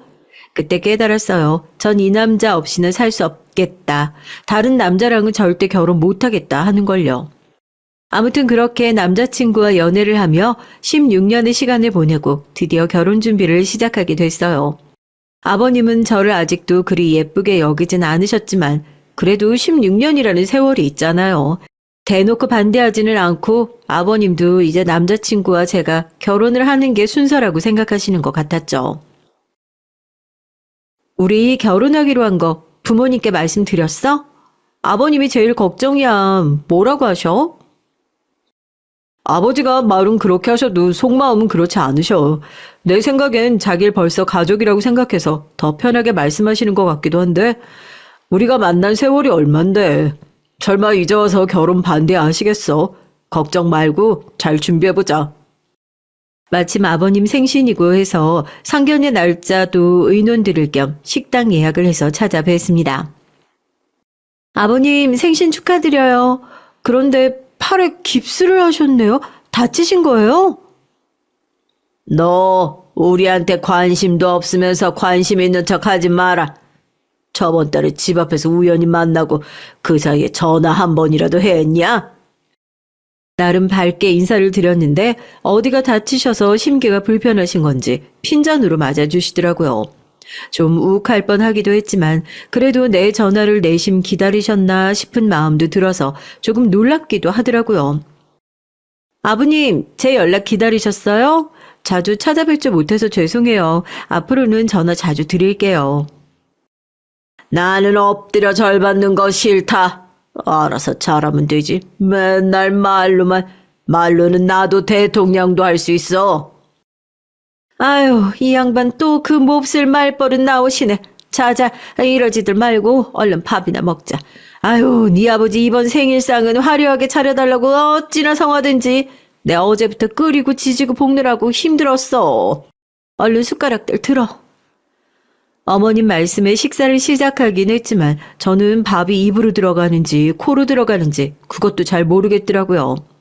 아버님은 제가 이제 한 가족이 됐다고 생각하셔서 그런지 결혼 전 며느리 기강을 단단히 잡고 싶어 하시는 것 같았습니다. 나는 육고기보다 이런 물고기 있지? 생선을 갖다가 푹 졸인 음식을 좋아해. 너는 뭘 잘 만드냐? 전 미역국 잘 끓여요. 미역국 같은 소리. 내가 방금 생선을 좋아한다고 말했잖아. 그럼 못해도 아버님 저 생선 요리 정말 잘해요. 잘 됐네요. 하고서 열심히 연습해 와서 해보면 되지. 그걸 고지고대로 네가 정말 잘하는 음식을 얘기하고 있어? 아, 네, 죄송해요. 생선 요리 연습해 볼게요. 맞다. 우리 케이크 사왔는데 특별히 아버지 생신이라고 2단 케이크로 준비했대요. 보세요. 예쁘고 먹음직스럽죠? 저런 걸 누가 먹냐? 다 모양값에 장식값만 엄청 들었겠구만. 얼마 줬어? 얼마 안 해요. 그리고 아버님 생신이신데 최고로 좋은 걸로 준비해야죠. 이그 씀씀이가 좀 점검을 해봐야겠다. 너희 부모님이 경제관념을 잘 가르치신 건 맞지? 그래, 말 나온 김에 친정아버지 재산은 얼마나 가지고 계시냐? 네?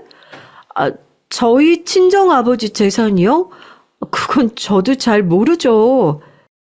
대략 짐작 가는 금액이라도 있을 거 아니야?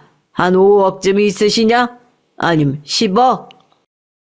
글쎄요, 전 진짜 잘 몰라요. 그리고 아버지 재산은 아버지가 힘들게 버신 돈인데 제가 나서서 물어보거나 물려달라고 할 수 없죠. 전 제가 벌어서 이 사람이랑 열심히 가정 꾸려보려고요. 요즘 세상에 젊은 애들끼리 어떻게 집 사고 자식 낳고 해? 한 5억쯤은 가지고 계시겠지. 그 돈 보태서 서울에 일단 집부터 사라. 서울이요? 서울은 비싸서 못 사요. 저희는 경기도나 송도 이쪽으로 생각하고 있었는데. 뭐 송도? 무슨 그딴 데를 집이라고 사? 거기 살 거면 애초에 결혼하지 말고 이쯤에서 그만 영 끊자.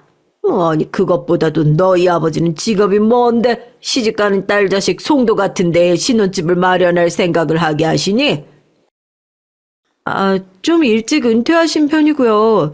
요샌 취미삼아 대리기사 종종 하고 계세요. 뭐? 지금 대리기사라고 했냐? 그러니까 밤중에 술 취한 사람들 시중 들면서 하인 마냥 집까지 모셔다 드리는 그 일 말하는 거야? 나더러 지금 종노릇하는 양반을 사돈으로 두라고? 이런... 내 생일에 와가지고 이게 다 뭔 어이없는 소리야. 이 결혼 물러라. 나는 얘네 집안이랑 절대 사돈 못 맺는다. 이 결혼 당장 없던 걸로 해. 참고 참았던 제 화가 드디어 폭발하고 말았습니다. 저까지는 어떻게 참아보겠는데 저희 아버지 직업까지 비하하시고 또 조롱하시는 건 정말 참을 수가 없었어요. 지금 뭐라고 하셨어요? 종노릇이요? 하인 노릇이요? 말을 참 정말 너무 심하게 하시네요. 저 또한 이 결혼 다시 생각해 보겠습니다. 저 이만 일어나 볼게요. 따라 나올 필요 없어. 먹던 밥이나 마저 먹어. 그 말을 끝으로 저는 그 집을 박차고 나왔어요.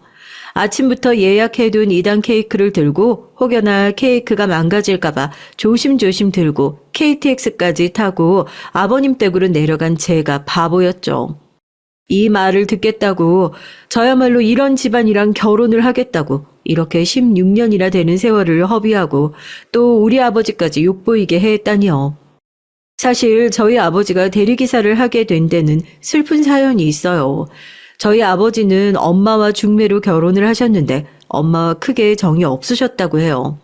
게다가 사업이 너무 바빠서 밖으로 도는 일도 많았다고 하고요. 그런데 엄마는 그렇게 아빠를 좋아하고 또 끔찍히 챙기더래요. 아버지도 그런 엄마와 정이 깊어지신 거죠. 나중에는 엄마는 그저 그런데 아버지가 엄마를 더 좋아하고 애틋하게 여기기도 했어요. 그렇게 다시 중년의 나이에 엄마랑 신혼처럼 애정 어린 시간을 보내길 3년. 3년 만에 엄마는 암으로 투병 생활을 하셨고 돌아가시고 말았죠. 아버지는 그때 정말 방황을 많이 하셨어요. 늘 듬직하고 힘이 세고 남자다우셨던 아버지. 그런 아버지가 하염없이 눈물을 흘리시던 걸 전 그때 처음 봤어요. 식사를 하시다가 울고 라디오를 듣다가 울고 길거리를 걷다가 울고 엄마를 무척 닮은 제 얼굴을 볼 때마다 우셨죠. 한 번은 잠든 제 얼굴을 쓸어내리며 이런 말을 하신 적도 있었어요. 사람이 어리석은 게 살아있을 때는 그렇게 소홀히 대하고 귀한 줄 모르더니 이제 다시 볼 수 없게 되니 이렇게 그리울 수가 있을까? 내 평생 쓰고 또 써도 다 못 쓸 만큼 재산이 있어도 그게 다 네 엄마 없이 부질없는 일이라는 걸 이제야 깨닫고 아무리 후회한들 꿈속에서라도 한번 네 엄마를 다시 만나볼 수 있을까? 그렇게 하염없이 엄마를 그리워하던 아버지는 우울증 진단까지 받으셨죠. 회사도 정리하고 술만 드시며 참 방황을 많이 하셨어요. 그러던 어느 날 그날도 어디서 술을 엄청 드시고는 집에 가려고 대리기사를 불러 차를 탔는데 평소와는 좀 분위기가 다른 기사가 나온 것 같더래요. 어느 동네로 가십니까? 분당 땡땡빌라로 갑시다. 사장님 차도 참 좋으시고 좋은 데 사시네요. 제가 관상을 좀 볼 줄 아는데 사장님은 언뜻 보기만 해도 돈이면 명예가 타고난 분이신 것 같습니다. 아이고, 빈말이라도 듣기 좋네요. 고맙습니다. 정말입니다. 제가 대리기사를 하면서 많은 분들 뵀는데요. 대개 고급 아파트나 부촌에 사시는 분들은 일관적으로 관통하는 관상이 있어요. 사장님께서는 그 중에서도 최고라 제가 신뢰를 무릅쓰고 이렇게 말씀드리게 됐네요. 그런데 사장님, 다 가지신 듯한데 어쩐지 근심이 많으신 것 같습니다. 그래서 이렇게 약주도 많이 하신 거겠죠? 그런 것도 보이나요? 네, 사실 얼마 전에 제 와이프를 하늘나라로 먼저 떠나보냈습니다. 아이, 저런, 평소에 두 분이 정이 무척 깊으셨나 봐요. 아니요, 오히려 그 정반대예요. 내가 아내에게 생전에는 정말 잘못해줬죠. 그래서 더 후회가 되고 한이 되는 것 같습니다. 이렇게 빨리 떠나버릴 줄 알았으면 조금이라도 더 잘할 걸. 세상 모든 일이 다 그렇죠. 저도 사실 젊은 나이에 아내를 떠나보내고 혼자 아이를 키우려다 보니까 살기가 팍팍해서 이렇게 일이 끝나고 나서도 아르바이트 삼아 대리기사를 뛰곤 해요. 퇴근해서 애들 보는 시간이 참 짧아요. 그마저도 재워놓고 이렇게 몰래 나와서 아르바이트를 하는 심정이란. 사장님, 저희 와이프가 죽고 나서 제가 위로를 받은 시가 하나 있습니다. 너무도 감동적이어서 자주 보다 보니까 어쩌다 외워버린 시가 하나 있는데 좀 들려드려도 괜찮으시겠습니까? 물론이죠. 나에게도 위로를 좀 해주세요. 목소리 좀 가다듬어 보겠습니다. 제목은 행복한 죽음이에요. 행복한 죽음. 젊은 나이로 죽을 수 있는 것도 행복하다. 푸른 줄기로 빛나는 나무처럼 싱싱한 추억으로 떠나는 여행. 오래 산다는 것이 자칫 허물만을 남기게 되는 것을 생각하면 떠남은 행복이다. 아쉬워할 때 떠나는 것은 오히려 고맙다. 그럴 수 없는 게 다만 아쉬울 뿐. 이거 갑자기 외우려니까 좀 쑥스럽네요. 싱싱한 추억으로 떠나는 여행이라 은근히 마음에 울림을 주지 않습니까? 와이프의 죽음을 마냥 슬퍼하기보단 행복한 마침표가 될 수 있도록 힘을 내 아이들을 키우고 저도 비슷한 마무리를 짓고 떠나야겠다는 생각이 들게 해주는 시라서 참 와닿았어요. 그렇네요. 제 마음도 기사님을 만나기 전과는 확 달라진 무언가가 느껴집니다. 참 기사님도 범상치 않은 분인 것 같습니다. 저를 위로해 주려고 아내가 하늘에서 보내준 은인 같기도 하네요. 고맙습니다. 신기하게도 아버지는 그날 그 대리기사를 만난 이후로 마음을 많이 추스리셨어요. 아버지도 그분의 소개로 대리기사 일을 취미삼아 하시게 되었거든요. 아버지가 왜 그런 일을 하시는지 의아해하는 저에게 이렇게 설명을 해주셨어요. 밤에 대리기사 일을 해보니까 사람들은 정말 다양한 이유로 술을 마시고 또 술에 취하니 속 얘기들을 털어놓는데 그 얘기 듣다 보면 사는 게 뭘까 하는 허무함과 의문점들이 참 많이 해소되는 지점이 있지. 특히 밤에 대리기사를 하면 말이야, 알 수 있는 게 우리나라의 불륜이 그렇게 많더라고. 특히 고급 승용차를 타고 다니는 사람들일수록 가진 게 많을수록 공허해서 그런가. 옆자리에 애인 끼고 앉아서 마누라한테 전화 걸어서 태연하게 나 지금 집에 들어가 이런 통화를 하더라니까. 그러고선 애인 먼저 내려주고 자기 집에 뻔뻔하게 들어가고 뭐 이런 식이지. 그런 걸 보면 난 생전에 네 엄마한테 잘해주지 못했어도 부끄러운 짓은 안 했다는 묘한 위로가 되기도 해. 그러고 보면 좋은 동네 사는 사람들의 매너나 태도가 확실히 좋고 존댓말 써주고 배려해주고 좀 없이 사는 사람들은 진상을 피우거나 사람을 막 하대하는 경우도 많더구나.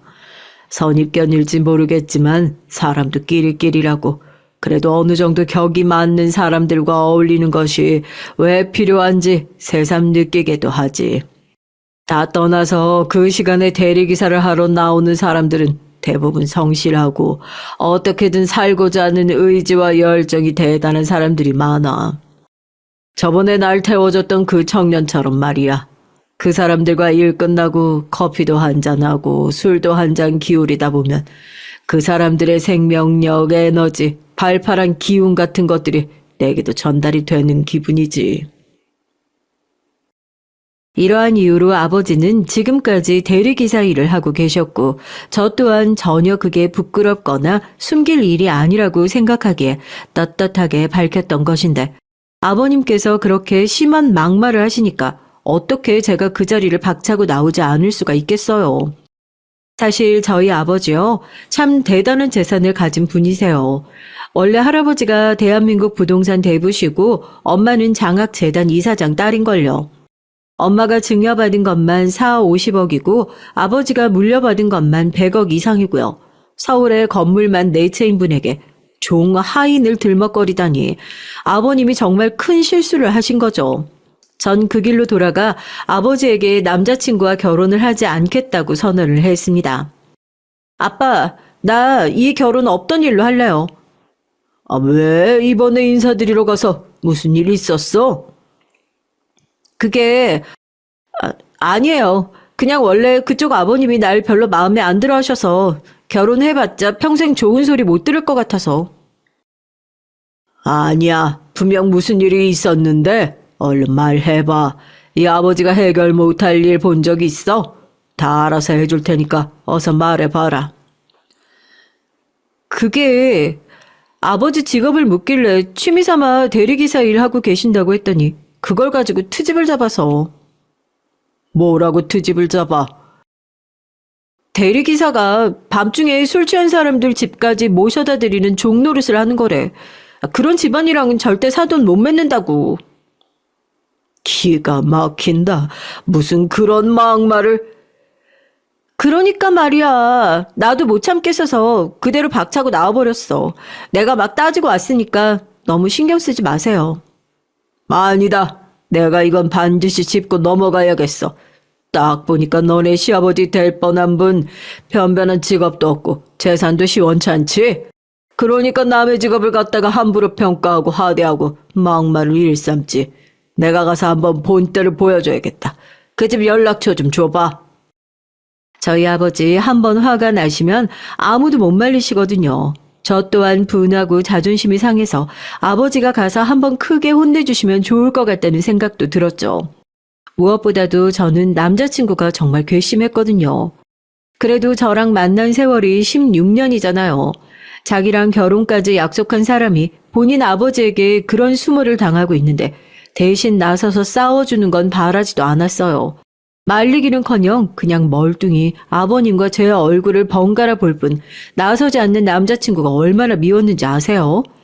생각해보면 지금까지 아버님은 쭉 저에게 막말을 하고 하대를 하고 무시를 하셨는데 그걸 방관한 건 남자친구였더라고요.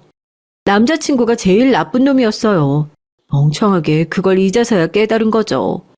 아버지는 정말로 남자친구네 집을 찾아서 문을 두드렸습니다.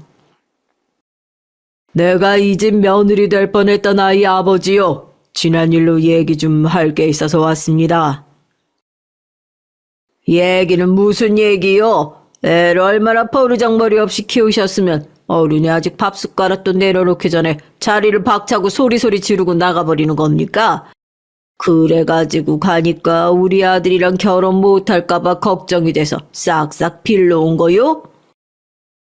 빌긴 누가 빌어? 내 딸 이따위 집구석에 시집 보낼 생각 추워도 없어. 당신 내가 누군지 알아? 아, 누구긴 누구야. 그 잘난 대리기사 일로 종노릇하면서 밥 벌어먹는 양반이라고 들었소만. 또 그 상스러운 소리. 대리기사는 내 취미야. 내 재산이 100억이다. 당신 살면서 1억이라도 두 눈으로 보고 두 손으로 만져본 적 있어? 100억? 당신이 100억 재산이 있으면 나는 1000억 재산이 있다. 나이 든 양반이 100억, 1000억 따지는 말본새가 영 유치한... 아니, 가만히 있어봐. 내 100억, 1000억 타령하는 건 어디서 많이 들어봤는데 너 혹시 만석이냐? 뭐? 내 이름을 갑자기 왜 불러? 당신 뭐야? 맞구나, 만석이. 야, 사람 인연 참 나야, 나. 너희 아버지가 모시던 회장님 댁 둘째 아들 기억 안 나냐? 네가 정말 그때 그 녀석이야? 아니, 이게 대체 어떻게 된 일이야? 이제야 알아보겠냐? 그리고 보니 어릴 때 얼굴이 좀 남아있네. 야, 네가 참 나한테 그러면 안 되지. 어렸을 때 우리 집 지하에 살면서 내가 옷이랑 참고서랑 얼마나 많이 갖다 줬냐. 그렇게 돈 많은 집에서 얻어 입고 얻어 먹으면서 살았으면 같은 처지에 있는 사람들을 도와줄 줄도 알아야지. 대려 무시하고 갑질을 해? 종놈은 너였잖아. 그렇게 나한테 열등감을 느끼고 와등바등하더니 그나마 사돈의 연을 맺으면 비슷한 급이 될 수도 있었는데 네복 네가 다 걷어찬 셈이다. 안 그래? 아버지 말이 끝나기 무섭게 예비 시아버지는 통곡을 하며 오열을 하기 시작했어요. 알고 보니 예비 시아버지의 집은 예전부터 형편이 많이 어려웠던 모양이더라고요. 두 분은 초등학교, 중학교 때까지 같은 집에서 살았는데 저희 아버지는 회장님 아들로 도련님 대접을 받았지만 예비 시아버지는 그 집에서 일하는 분을 아버지로 두었다는 이유로 천덕꾸러기 취급을 많이 받았나 봐요. 온갖 심부름에 잡일도 많이 하고요. 아이고 세상살이 정말 원망스럽고 각박해서 살 수가 없네. 네 놈이 그렇게 어려서부터 나를 무시하더니 이렇게 자식들 앞에서까지 쫓아와서 나를 바닥 끝까지 끌어내려야 속이 시원하겠어? 돈 없고 빼먹는 사람은 어디 서러워서 살겠냐? 그래, 네 놈이라면 100억이 있겠지. 그런데 그렇게 돈이 많은 집안에서 내가 그런 말을 안 했다고 해서 우리 집안이랑 사돈을 맺었겠냐? 어차피 이 결혼 성사될 것 아니었잖아. 그럼 그냥 그런가 보다 하고 말 것이지. 왜 여기까지 와서 행패야, 행패는. 무슨 소리야. 네가 아직도 날 모르나 본데 나는 어려서부터도 그랬고 커서도 돈 가지고 째째하게 굴거나 사람 하대하고 갑질하는 그런 사람 아니다. 생각해봐라. 너 어렸을 때도 나는 너랑 정말 친하게 지내고 싶었어. 그래서 먼저 오락기 같은 것도 많이 빌려주고 같이 시내에 나가자고 꼬시기도 하고 그랬는데 네가 자격지심에 늘 쭈뼛대고 내가 뭘 해줘도 감사하게 받질 않고 꼬아서 생각하고 어디 거지 적선하냐고 도리어 화를 내고 그랬던 것 아니야? 이번에도 그래. 나는 너희 집에 대해서 정말 자세히 몰랐어. 그냥 우리 딸이 좋다고 하니까 인사까지 보낸 거야. 어차피 우리 집에 돈이 많으니까 한쪽만이라도 돈이 많으면 기울기는 어느 정도 맞출 수 있겠다 싶었어. 넌 그건 모르지? 나는 애들 결혼하면 매달 생활비로 300만 원 이상씩 통장으로 넣어주려고 했다. 그 돈이 무슨 돈인 줄 아냐? 내가 대리기사에서 버는 돈이야. 내가 그 돈이 뭐가 필요하겠어. 취미 삼아서 하는 일이지만 그래도 내가 의미 있게 번 돈이라 의미 있게 쓰고 싶어서 나중에 손자 손녀라도 생기면 교육비로 쓰게끔 그렇게 해주려고 했어. 그런데 넌 뭐냐? 그 돈도 대리기사로 종노릇하면서 번 돈이라 안 받겠다는 거잖아. 그러니까 나로서는 우리 딸 무시하는 그런 집안에 시집 보낼 수 없게 된 거 아니야.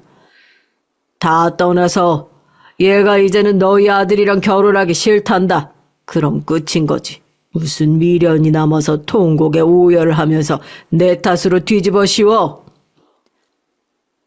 뭐? 내 아들이랑 결혼을 하기 싫어? 참나 그렇게 16년이나 좋다고 군대까지 기다리고 여기저기 여행이다 뭐다 쏘다니고 쫓아다닐 때는 언제고? 네, 제가 참 콩깍지가 눈에 단단히 씌었었나 봐요. 근데 아버님으로 하여금 그게 모두 다 벗겨졌네요. 절 볼 때마다 참 무시하시고 막말에 기분이 나빴었는데 저희 아버지 집에서 더부살이 하던 분이셨어요. 진작에 이 사실 알았더라면 저도 당하고만 있진 않았을 텐데. 오히려 잘 됐네요. 이 남자랑 결혼하면 제 인생이 참 불쌍해질 뻔했어요. 아버님이 제 은인이세요. 정말 감사합니다. 모진 말로 그나마 남아있던 정까지 뚝 떨어지게 해주셔서요. 뭐? 너 지금 우리 아빠한테 말 다 했어? 웃긴다. 내가 그렇게 수모를 당할 때는 가만히 있더니 왜 자기 부모 욕하는 건 못 참겠어? 그럼 우리 아버지 욕할 땐 왜 가만히 있었어? 너도 속으로 은근히 우리 아빠 대리기사 한다고 무시한 거 아니야? 그래, 솔직히 그런 마음도 있었다. 네가 너희 아버지 재산 말도 안 하는데 내가 너네 집이 부자인지 거지인지 어떻게 알아? 솔직히 막말로 대리기사 장인어른 두고 싶어하는 남자가 대한민국 세상천지에 어디 있냐고. 네가 이제 본성이 드러나네. 이런 걸 좋다고 16년이나 만난 내가 바보지. 그래, 그만둬. 깔끔하게 헤어지자. 더 들을 말이 뭐 있겠나요? 전 남자친구에게 마지막 이별을 고하고 아버지를 모시고 그 집을 떠났습니다. 집에 오는 길에 얘기를 들어보니 남자친구 아버지는 저희 아버지에게 보통 열등감을 가진 게 아니었더라고요. 글쎄 두 분이 어렸을 때 한 집에 살고 같은 초등학교, 중학교를 다녔다고 했잖아요. 초등학교 때 이런 안타까운 일도 있었대요. 아무래도 예비 시아버지의 댁이 저희 아버지 집에서 심부름 등 소일거리를 하며 살다 보니 예비 시아버지도 그런 일을 해야 할 때가 참 많았대요. 특히 저희 할아버지가 그런 상명하복 이런 걸 참 좋아해서 온 가족이 하인 노릇을 하며 굽신거리도록 만들었다나요. 남자친구의 할머니, 그러니까 예비 시아버지의 어머니께서는 명절 제사에 음식 만드는 걸 시키는 건 당연했고 김치 담그기부터 할머니의 잔심부름까지 차라리 가정부를 정식으로 드리면 되는데 그런 것도 아니고 그냥 내킬 때마다 심부름을 시키는 걸 좋아했대요. 예비 시아버지에게도 마찬가지였는데 글쎄 저희 아빠와 예비 시아버지는 동갑내기니까 둘이 같이 놀 때도 있잖아요. 그럼 내기도 하고 그러는데 그럴 때마다 저희 아버지가 꼭 이기는 걸 저희 할아버지 눈으로 봐야 직성이 풀리셨대요. 만약에 저희 아버지가 지고 예비 시아버지가 이기면 아주 난리가 나는 거죠. 그러다 한 번은 두 분이 중학생 때 읍에서 큰 경시대회 같은 게 열렸는데 아버지와 예비 시아버지 둘 다 거기 나갈 자격을 얻게 된 거죠. 예비 시아버지는 그때가 절호의 기회였나 봐요. 정정당당하게 공부로 그동안 한 번도 못 이겨본 저희 아버지를 이겨볼 기회요. 누구보다 열심히 공부해서 아버지보다 더 높은 상장을 받고 싶었었나 봐요. 그래서 정말 코피가 터지게 공부에 공부를 했는데 막상 경시대회 당일날이 되니까 저희 할아버지가 예비 시아버지를 경시대회에 나가지 못하게 한 거죠. 듣자니 너도 수학 경시대회 나간다고? 네, 그렇습니다. 내 개인적인 일을 부탁해서 미안한데 우리 애가 입이 짧아서 국이랑 밥이 뜨끈하지가 않으면 몇 숟갈 뜨지를 않는 거 알지? 그래도 점심은 든든하게 먹여야 애가 머리도 핑핑 돌아가서 문제도 술술 잘 풀어낼 것 아니야. 그래서 말인데 그날 경시대회는 포기하고 집에서 대기하고 있다가 엄마가 도시락을 싸주거든 그걸 가져다가 시험장에 갖다 주면 좋겠네. 그럴 수 있지? 그러자 예비 시아버지는 격렬하게 반항을 했다고 해요. 한 번도 그런 적이 없었는데 막 머리를 할아버지 턱 밑까지 들이대고 소리를 질렀대요. 제가 왜 그래야 돼요? 하루쯤 식은 밥 먹으면 어디가 어때서요? 그렇게 먹이고 싶으시면 직접 가져다 먹이시던가요. 돈이 많으면 다예요? 그놈의 돈. 100억, 1000억을 가져도 그렇게 굴면 안 되는 거 아니에요? 회장님 100억쯤 있어요? 그럼 제가 나중에 커서 1000억 벌게 되면 회장님이랑 쟤랑 막 부려먹어도 되는 거예요? 그 광경을 본 남자친구의 할아버지, 그러니까 예비 시아버지의 아버지가 막 달려와서 예비 시아버지의 뺨을 막 때렸었대요. 지금 여기가 어디라고 감히 누구 앞에서 큰 소리야? 정신 나갔어? 아유 죄송합니다. 회장님 얘가 요새 밤낮으로 잠도 안 자고 책만 들여다보더니 제정신이 아닌가 봐요. 제가 단단히 주의시키겠습니다. 그리고 도련님 도시락도 제가 책임지고 갖다 주라고 하겠습니다. 이깟놈이 나가봤자 도련님 발뒤꿈치도 못 따라갈 텐데 괜히 거길 나가겠다고 고집을 부려서 죄송합니다. 아유 죄송합니다. 그러면서 저희 할아버지에게 연신 머리를 조아리는 걸 보고 예비 시아버지는 울면서 집을 뛰쳐나갔대요. 그 뒤로 아무런 소식이 없었다고 하고요. 그런 두 분이 지금에 와서야 이렇게 우연히 다시 만나게 된 거였죠. 그 사연을 들으니 아버님의 그 대단한 자격지심과 막말이 어느 정도 이해가 가긴 했어요. 그래서 그렇게 성적이 삐뚤고 괴팍하게 된 거였구나. 참 안타깝다는 생각도 들었고요. 저는 그렇게 남자친구와 헤어졌고 다른 남자와 만남을 시작하게 됐어요. 이번에는 아버지에게 비밀로 하고 연애를 시작했죠. 그 이유는 지난번에 아버지에게 시를 읊어주었던 그 대리기사와 사랑에 빠졌기 때문이에요. 그 대리기사, 아니 오빠라고 할게요. 오빠랑은 남자친구와 파혼하기 전부터 알고 지내던 사이였어요. 아빠가 첫 만남 이후로 오빠를 너무 좋아하고 각별히 여긴 나머지 주기적으로 만남을 이어오셨거든요. 몇 번 집에 초대해서 술자리를 갖기도 하셨고요. 저에게도 친오빠처럼 다정하게 대해줘서 저도 잘 따르곤 했었는데 남자친구와 헤어지고 마음고생을 왜 안 했겠어요. 사실 정말 힘들긴 했죠. 그래도 장장 16년이나 만났고 결혼까지 마음먹었던 사람과 가족끼리 왼수라는 이유로 헤어지고 나니까 말로 표현할 수 없는 슬픔이 막 몰려오더라고요. 그때 곁에서 저를 참 많이 위로해 준 게 그 오빠였어요. 좋은 말도 많이 해주고 좋은 책이 있으면 선물도 많이 해주고요. 아버지가 왜 그렇게 오빠가 한 말들에 감동을 받고 우울증도 나으시고 이렇게 가까이 지내면서 좋아하시는지 알 것 같았어요. 오빠만 만나면 남자친구로 인한 힘듦이 없어지고 그나마 견딜 수 있었거든요. 둘이 자주 만나서 속 얘기를 나누다 보니까 오빠의 딱한 사정도 듣게 됐는데 그것도 참 제 마음이 움직이는데 큰 원인이 됐고요. 오빠의 딸과 아들이 엄마 없이 자라는 가슴 아픈 얘기를 듣고 있으면 제 안에 있는 모성애가 꿈틀거리는 것 같았죠.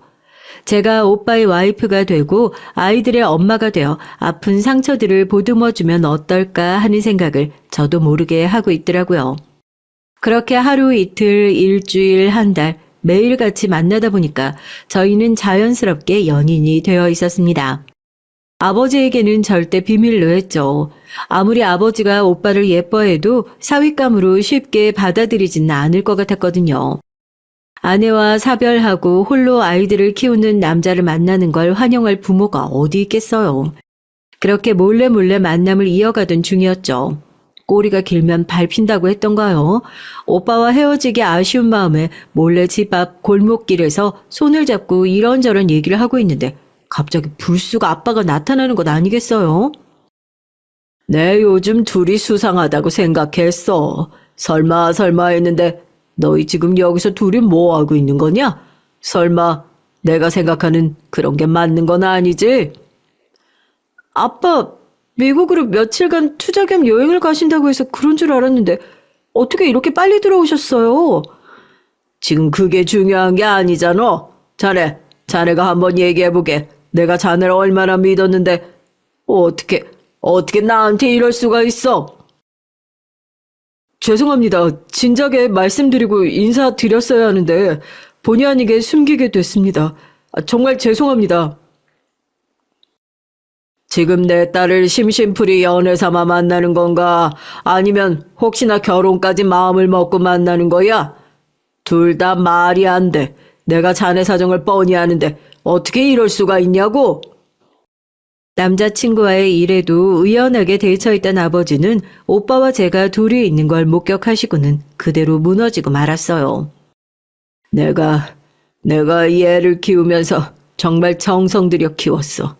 얘가 태어났는데 조그만 게 너무 예쁘고 귀여워서 와이프한테 없던 정도 막 생길 정도였는데 애도 크면서 얼마나 예쁜 짓을 많이 하면서 날 행복하고 기쁘게 해줬는 줄 알아?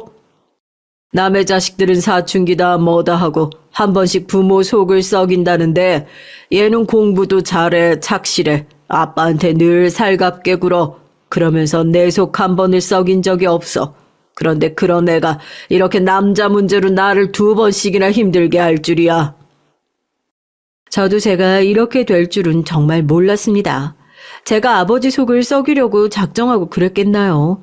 저에게도 아버지의 반응은 좀 놀랍긴 했어요. 아버지가 오빠를 탐탁지 않게 생각할 줄은 알았지만 이렇게 면전에서 완강하게 반대할 줄은 몰랐거든요. 오늘은 아무래도 너무 갑작스럽고 놀라셔서 경황이 없으신 것 같습니다. 멀리 다녀오셨으니 여독도 있으시겠죠. 오늘은 이만 쉬시고 전 다음번에 정식으로 다시 찾아뵙겠습니다. 놀라게 해서 다시 한번 죄송하다는 말씀 드립니다. 그럼 쉬십시오, 사장님. 오빠는 그렇게 다음을 기약하고 떠났고 전 아빠를 모시고 집에 들어가 간곡히 매달렸어요. 아버지도 오빠 정말 좋아했잖아요. 요즘 사람들 같지 않게 성실하고 착하고 진국이라고. 그런데 왜 이렇게 반대하는 거야? 오빠가 대리기사라서? 그럼 아빠도 예전에 그 예비 시아버지랑 다를 바가 뭐가 있어? 오빠한테 그러면 안 되는 거잖아. 오빠가 키우는 아이들 때문에 그러세요? 나 사실 아이들도 이미 몇 번 만나봤어. 애들이 오빠 닮아서 얼마나 순하고 착한데 벌써부터 나를 따르기도 하고. 저 자신 있어요. 딱 한 번만 허락해주면 안 될까? 앞으로 잘 사는 모습만 보여드릴게. 아빠 제발. 그래, 사람 하나만 보면 참 곱고 올바른 사람이지. 근데 아내랑 이혼을 한 것도 아니고 사별을 했잖아. 저번에 얘기 들어보니까 그 여자가 첫사랑이었다는데 남자는 말이다. 한 번 빠진 첫사랑은 평생 잊지 못하는 법이다. 더군다나 서로 정이 떨어져서 헤어진 것도 아니고 안타깝게 아내를 떠나보냈는데 평생 마음 한구석에 전 부인을 묻어두고 얼마나 그리워하며 살 건지 상상이나 할 수 있겠어? 게다가 애들까지. 넌 그 자리로 들어가면 그냥 그 전부인 빈자리 대신하는 것밖에는 안 돼. 배울 만큼 배웠고 집안 좋고 인물 빠지지 않는 너 같은 애가 왜 그런 자리로 시집을 간다고 난리란 말이냐? 니네 엄마도 하늘에서 이 사실 알면 오열을 하실 거다. 나중에 이 아버지가 죽어서 엄마 얼굴 어떻게 보게 하려고 그래? 절대 안 된다. 절대 안 돼. 차라리 그때 걔 전에 만나던 그 만석의 아들놈이 훨씬 낫지. 그나마 그놈은 새 장가라도 드는 놈이지. 벌써 헤어진 사람 얘기를 왜 꺼내고 그래요? 아무튼 전 이번엔 절대 못 헤어져요. 둘이라도 어떻게 다시 시작해볼 테니까 그렇게 아시라고요. 그렇게 전 아버지에게 으름장을 놨고 기왕에 걸린 거 오빠랑 대놓고 연애를 하기 시작했어요. 그래야 아버지도 빨리 포기할 것 같았거든요. 그런데요, 헤어지고 나서 미안하다는 연락조차 없었던 남자친구가 연락을 해오기 시작했어요. 내가 꼭 마지막으로 할 말이 있어서 그래. 한 번만 만나주면 안 될까? 그래도 우리 16년이나 만났는데 마무리는 제대로 해야 하잖아. 제발, 응? 안 될까? 남자친구의 간곡한 애원에 저는 약속 장소로 나갔어요. 나가보니 익숙한 모습에 한 명이 더 앉아 있었고 저는 그가 누군지 알아보고 놀라움을 금치 못했습니다. 아니, 아버님께서 여기는 어쩐 일이세요? 그렇습니다. 남자친구는 저에게 말도 없이 아버님을 대동하고 나온 것이었어요. 내가 너를 볼 면목이 없지만 그래도 너에게 꼭 사과를 해야 할 것 같아서 이렇게 애를 시켜서 너를 불러냈다. 놀랐다면 미안하다. 아닙니다. 이미 다 끝난 일인걸요. 사과하려고 나오신 건가요? 아버님 사과 잘 받아드릴게요. 그럼 됐죠? 이제 사과 다 하신 거죠? 저 가도 될까요? 황급히 자리에서 일어서려고 하자 남자친구가 제 팔목을 붙잡아 다시 앉혔어요. 아, 왜 여기까지 나와서 그렇게 마음이 급해? 사실 나도 사과하려고 나왔어. 미안해. 그리고 우리 다시 시작하자. 나 너 없인 정말 안 될 것 같아. 너랑 헤어지고 지금까지 너무 힘들었어. 내가 다 잘못했어. 용서해줘. 아니, 이제 돌이키긴 너무 늦은 것 같아. 우리 사이는 끝났어. 그리고 나 벌써 만나는 사람도 생겼어. 그러니까 그만 돌아가. 그러니까 그 자식 딸림 논팽이랑 기어이 계속 만나겠다 이거야? 내가 이렇게 매달리는데도 내가 그 자식보다 못한 게 뭐야? 알고 있었어? 내가 만나는 사람 어떻게 알았어? 누가 말했어? 설마 우리 아빠가 전화한 거야? 그래, 장인어른이 전화하셔서 다시 내 딸이랑 만나면 안 되겠냐고 간곡히 부탁을 하시더라. 심지어 조건까지 거셨어. 앞으로 난 자기네 집 식구가 되는 거고 우리 집이랑은 인연 끊으라고. 나 그 조건까지 받아들인 사람이야. 우리 집안이랑 인연 끊을 각오로 너를 다시 잡으러 온 거라고. 누가 그렇게 해달래? 아버님이랑 인연은 끊든 말든 그건 알아서 해. 이제 나랑 상관없는 일이야. 그리고 부모 자식 간의 인연이 그렇게 쉽게 끊긴대? 무슨 말도 안 되는 소리를 하고 있어. 분명히 나랑 결혼하면 또 은근히 다시 아버님과 연락 이어가길 바라겠지. 무슨 그런 말도 안 되는 소리야. 절대 아니야. 봐봐, 우리 아버지도 모시고 왔잖아. 아버지도 동의하신 일이야. 나랑 너만 좋다면 둘이서만 행복하게 살 수 있다면 본인은 어떻게 해도 좋다고 하셨어. 그쵸, 아버지? 그래, 내가 또 생각 없이 무슨 말을 내뱉을지 모르니 네 아버지 말에 동의하기로 했다. 그러니까 제발 마음 좀 다시 돌려다오. 아버님도 참 그렇게 저를 싫어하시고 아버지 직업을 무시하시더니 왜요? 저희 아버지가 100억 부자라니까 아들이라도 장가 보내서 그 호강을 누리게 하고 싶으세요? 근데 이미 버스 떠났어요. 다른 남자와 전 새 출발할 겁니다. 더 이상 이런 얘기 나누는 것도 의미 없으니까 전 먼저 일어설게요. 차값은 제가 낼게요. 그럼 조심히 내려가세요. 세상에, 알고 보니까 저희 아버지가 진짜로 예전 남자친구에게 전화를 거신 게 맞더라고요. 지금의 제 상황을 알리시고는 다시 우리 딸이랑 만나주면 안 되겠냐. 그 조건으로 금전적으로는 평생 섭섭하지 않게 도움을 주겠다. 이런 얘기를 하시면서요. 이 일을 계기로 전 아버지에게 무척 실망을 했습니다. 그렇게 인성이 중요하다, 돈으로 집안 수준 나누는 것 아니다, 없이 사는 사람들에게 갑질하고 하대하면 안 된다고 평생 가르쳐 주셨으면서 게다가 오빠는 아버지에게 어쩌면 생명의 은인이나 다름없잖아요. 그토록 방황하고 우울증까지 걸려서 삶에 아무런 의욕이 없었던 아버지를 다시 살게 하고 웃게 해줄 건 다름 아닌 오빠였는데 전 펑펑 울면서 오빠에게 전화를 걸어 이 모든 사실을 얘기했어요. 그랬더니 오빠가 하는 말은 정말 의외였습니다. 난 사장님 하시는 말이나 행동이 충분히 이해가 가. 나도 자식 키우는 부모잖아. 나 같아도 우리 딸이 나 같은 자식이랑 결혼하겠다고 데려오면 속상할 것 같은데? 오빠, 그런 말이 어딨어? 오빠까지 나 속상하게 할 거야? 내가 아직 아버님께 믿음직한 모습을 못 보여드려서 그런가 봐. 조금만 기다려줄래? 내가 책임지고 아버님께 내 진실된 모습을 보여드려서 마음을 단단히 돌려놓을게. 그나마 오빠가 이렇게 말해주니 조금이나마 안심이 되고 위안이 되더라고요. 그 후로 오빠는 저희 아버지에게 진심 어린 마음으로 다가갔습니다. 제 일 때문인지 아버지가 다시 우울증에 걸려서 밥도 잘 드시지 않고 좋아하던 대리기사 일도 나가지 않고 집에만 계셨거든요. 그나마 가끔 동네 뒷산에 바람이나 쐬러 나가는 것이 전부였습니다. 그럴 때마다 묵묵히 아버지 곁은 따르는 건 오빠였어요. 그러던 어느 날 아버지가 뒷산에 산책을 나갔는데 며칠 잘 챙겨 드시지 않으니 기력이 없기도 하셨겠죠. 아침에 비가 와서 길이 미끄럽기도 했는데 그만 발을 헛디뎌서 낭떠러지로 구르실 뻔한 일이 있었나 봐요. 그랬더니 오빠가 무슨 정광석화처럼 그 높은 산길을 미끄러지다시피 뛰어내려와서 아버지를 붙잡는데 그 절박하고도 깊은 마음씨가 손을 타고 고스란히 느껴지더래요. 그러나 아버지는 처음에는 쉽게 마음을 열지 못하셨죠. 놔, 이거 놔. 난 더 이상 이 세상 미련이 없어. 그냥 떨어지게 놔둬. 절대 못 놓습니다. 가시려거든 저까지 데리고 가세요. 이 손만은 절대 못 놓습니다. 차라리 제가 헤어지겠습니다.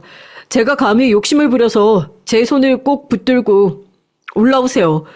그러기만 하면 제가 이 산을 내려가는 대로 멀리 떠나 다시는 사장님과 따님 눈앞에 얼씬도 하지 않겠습니다. 어서 올라오세요. 그렇게 오빠는 있는 힘껏 아버지를 잡아당겼고 아버지는 무사히 산을 내려올 수 있었어요. 묵묵히 산길을 걸어 내려오고 난 아버지는 오빠에게 물었다고 합니다. 진짜로 내가 멀리 떠나라고 하면 어쩌려고 나를 구했나? 정말 떠날 생각입니다. 그동안 신세 많이 졌습니다. 좋은 추억 가지고 가게 해주셔서 감사합니다. 자네는 끝까지 날 못난 사람으로 만드는구만. 그래, 내가 졌네. 내 딸이랑 교제를 허락하네. 단, 일단은 교제를 하는 것까지만이야. 결혼은 차차 생각해보기로 하게. 네? 정말이십니까, 사장님? 감사합니다. 정말 고맙습니다. 앞으로 더 최선을 다해서 열심히 살겠습니다. 고맙습니다.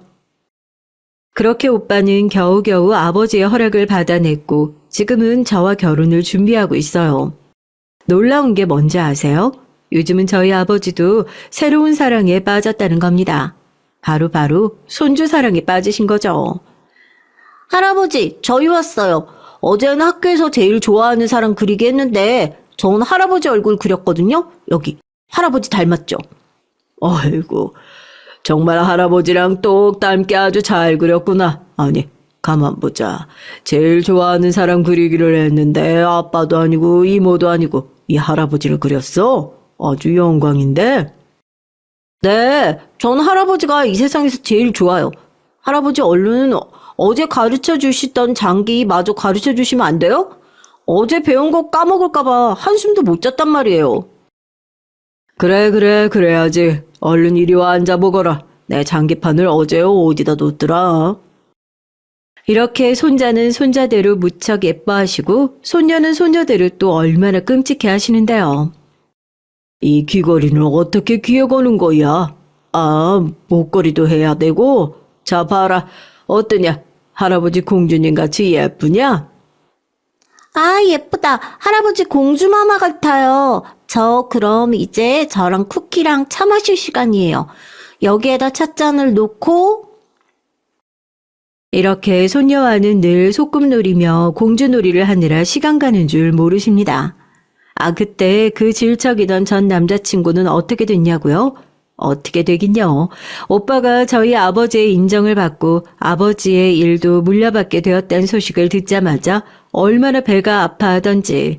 저에게 자기 만날 때부터 바람을 피운 것이 아니냐는 쌍욕을 하기도 하고 예비 시아버지도 찾아와서 막 행패를 부렸다니까요. 지금은 저랑 결혼도 하지 않았는데 서로를 원망하며 왕래도 잘 하지 않고 있다고 합니다.